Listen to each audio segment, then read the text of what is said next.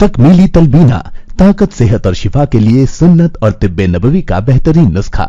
नाजरीन, क्या आप भी खुशहाल मालदारों की तरह कामयाब बिजनेस करके हजारों और लाखों रुपए कमाना चाहते हैं? अगर आपकी हाँ है तो आज ही से अपने इलाके में तकमीली तलबीना का आसान बिजनेस करना शुरू करें और चंद ही महीनों में कामयाब बिजनेसमैन बनने के तरीके बेहतरीन तजुर्बों के साथ सीखें। बिजनेसमैन बनने का ये मौका कहीं आपके भी हाथ से चला न जाए, इसलिए अभी हमसे राब्ता करें 9890963757। तकमीली food products private limited, Malegaon, India. नाज़रीन गिरामी, अस्सलामु अलैकुम वरहमतुल्लाहि वबरकातुहू। आज की बात ख़ास बात में आप लोगों का इस्तकबाल है। नाज़रीन गिरामी, मैं अंसार अज़ीज़ नदवी इस वक्त आप लोगों के सामने दिन भर से आई हुई कुछ अहम तरीन ख़बरों की तफसीलात लेकर हाजिर हूँ। तफसीलात में जाने से पहले आपको इत्तला कर दूँ कि आज के दोनों प्राइम टाइम शाये हो चुके हैं, जिसमें अहम तरीन ख़बरों पर तबसरा हुआ है। जिन अहबाब ने नहीं देखा है ज़रूर देखें। और हमारा काम जहाँ पर जारी है उसकी ताज़ा तस्वीरें भी आज आ गई थी, जिसको हमने प्राइम टाइम में आप लोगों के सामने रखा था। आपकी अमानतें जहाँ पहुँच रही हैं हकदारों तक, लिहाजा मज़ीद बस्तियों में पहुँचना है। जिन अहबाब ने अभी तक शरीक नहीं हुए हैं, और जो नंबर इस वक्त व्हाट्सएप में दिए जा रहे हैं उस पर जो है तफसीलात भेजें, वो तफसीलात पूछें, इंशाल्लाह आपको तफसीलात मिल जाएंगी कि कैसे आपको ताउन करना है। आइए ख़बरों की जानिब बढ़ते हैं। मगरबी बंगाल के कलकत्ता एयरपोर्ट पर दो तैयारों के आपस में टक्कर होने की खबरें सामने आ रही। हालांकि इस टक्कर से कोई बड़ा नुकसान नहीं हुआ, लेकिन इसकी तहकीकात फौरी तौर पर शुरू हो चुकी है और जानने की कोशिश की जा रही है कि आखिर ये हादिसा क्यों कर सरजद हुआ। इन्फोर्समेंट डायरेक्टरेट ने foreign exchange management act FEMA के खिलाफ वर्जी के मामले में तृणमूल कांग्रेस की लीडर महबूबा मित्रा और बिजनेसमैन हीरा नंदानी को समन भेजा। इसके जरिए ईडी ने इन दोनों को 28 मार्च को दिल्ली में तफ्तीश के लिए तलब कर लिया। इससे कबल भी एजेंसी तफ्तीश के लिए तलब कर चुकी है, जबकि 24 मार्च को सीबीआई महबूबा की रिहाइशगाह पर छापे मार चुकी है।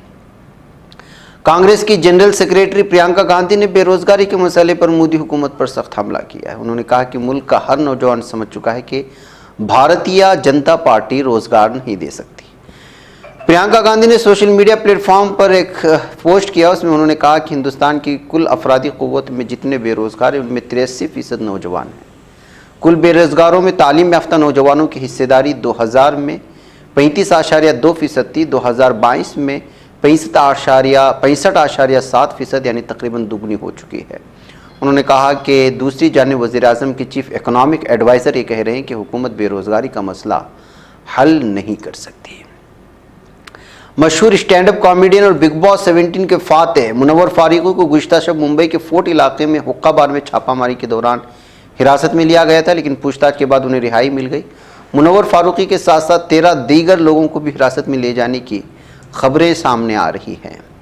लोकसभा इंतखाबात की तैयारियां शबाब पर हैं। हर पार्टी अपने उम्मीदवारों के नामों के ऐलान में मसरूफ़, इस बात में मनसूबाबंदी कर रही है किस तरह बराह रास्त और बड़े पैमाने पर अवामी राब्ता किया जाए। अवामी राब्ते की मुहिम्मात में इन मैदानों की अहमियत काफ़ी बढ़ जाती है जो आबादी के दरमियान वाक़ हों और जहाँ लोग बआसानी जमा हो जाए। ऐसे में मुंबई का मकबूल शिवाजी पार्क इंतखाबी रैलियों के लिए सियासी जमातों की पहली पसंद रहा है। अब इसकी तारीख हासिल करने के लिए सियासी पार्टियों में रस्साकशी चल रही है। यूट्यूब ने अपनी कम्युनिटी गाइडलाइंस की खिलाफ वर्जी मामले में गुज़िश्ता साल अक्टूबर से दिसंबर के दरमियान हिंदुस्तान में 22.5 लाख से ज़्यादा वीडियोस को अपने प्लेटफॉर्म से हटा दिया है। यूट्यूब ने जिन ममालिक की वीडियो डिलीट की है उसमें अमेरिका और रूस जैसे ममालिक को पीछे छोड़ते हुए हिंदुस्तान सरे फहरिस्त रहा। यूट्यूब के जरिए पेश करदा आदाद शुमार के मुताबिक 12,43,871 वीडियोस हटाए जाने के बाद सिंगापुर इस फहरिस्त में दूसरे मकाम पर और अमेरिका 7,88,354 वीडियो हटाए जाने के बाद तीसरे मकाम पर।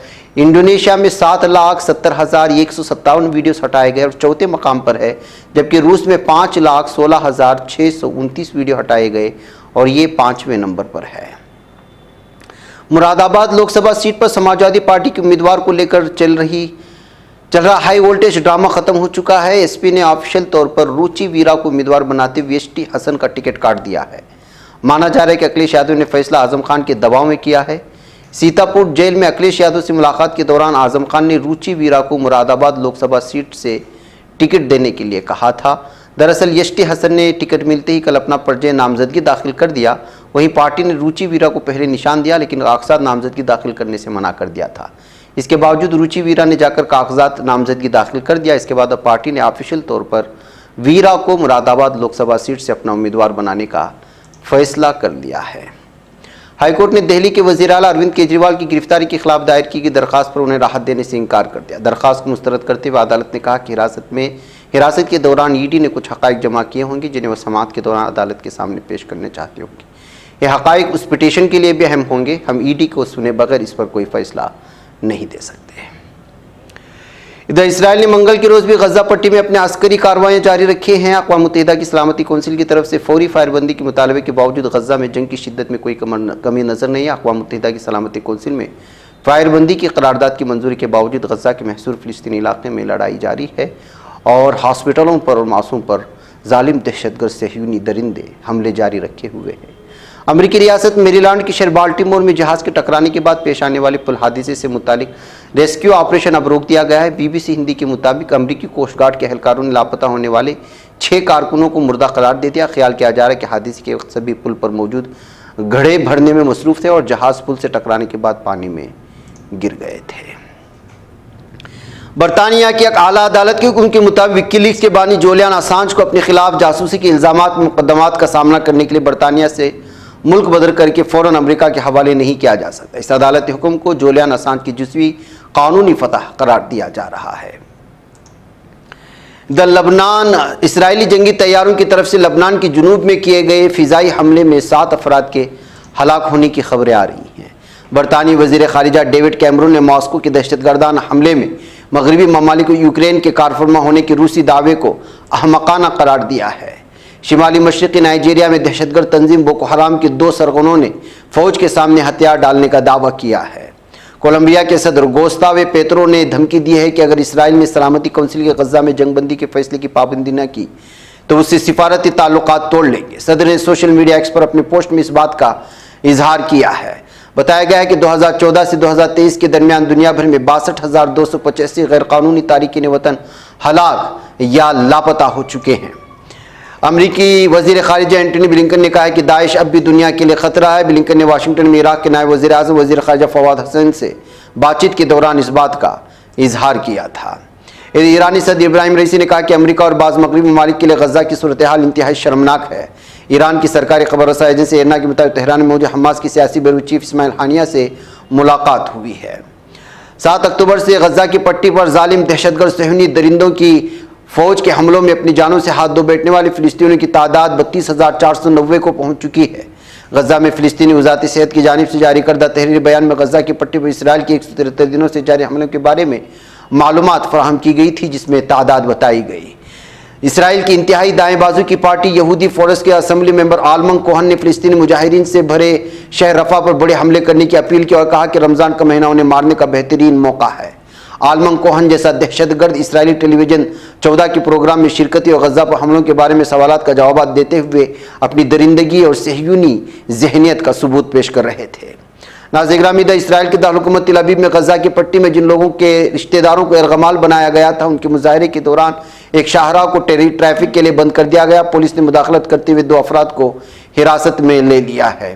اسرائیلی ظالم دہشت گرد فوج نے جنوبی غزہ کے تباہ حال علاقے خان یونس میں فلسطینیوں کے مہاجر کیمپ پر بمباری کر دی ہے، جس میں بچوں سمیت 12 فلسطینیوں کے شہید ہونے کی مزید خبریں آ رہی ہیں اور یہ خبر وافا ایجنسی سے مل رہی ہے۔ ناظرین گرامی، آج کی بات خاص بات میں اتنا ہی، انشاءاللہ پھر ملاقات ہوگی۔ السلام علیکم ورحمۃ اللہ وبرکاتہ۔ یہ چینل حق نگر بن کر کچل دیتا ہے فتنوں کو، اگر گندی ہو پالیسی تو مرتے دیکھ کتنوں کو، اسی بازار میں بکتے ہوئے دیکھا ہے سپنوں کو، سبھی یکساں ہے یہ پیغام دو غیروں کو اپنوں کو، وطن اہل وطن کا ہے گلے بے خار سیدھی بات۔